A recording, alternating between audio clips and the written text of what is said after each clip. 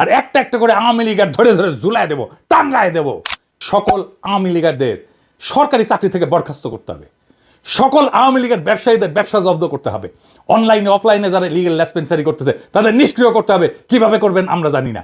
আওয়ামী লীগের সকল পদধারী নেতার অ্যাকাউন্ট জব্দ করে তাদের সকল টাকা রাষ্ট্রীয় কোষাগারে জমা করতে হবে। নয়তো আমরা একদিন করে এক এক এলাকা ঘেরাও করব, জনতার ব্লক রেট দেবো, আর একটা একটা করে আওয়ামী লীগের ধরে ধরে ঝুলাই দেবো, টাঙ্গায় দেবো।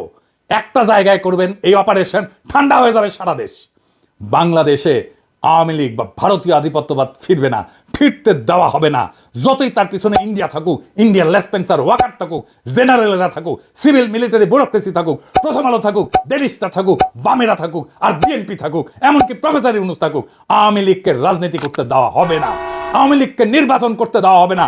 বাংলাদেশের দরকার হইলে আর একটা জুলাই হবে, দরকার হইলে আবারও রক্ত দেব, আবার লড়াই হবে, দরকার হইলে নতুন বিপ্লবী সরকার আবার গঠিত হবে। এই চূড়ান্ত লড়াইয়ের আহ্বান জানায় গেলাম।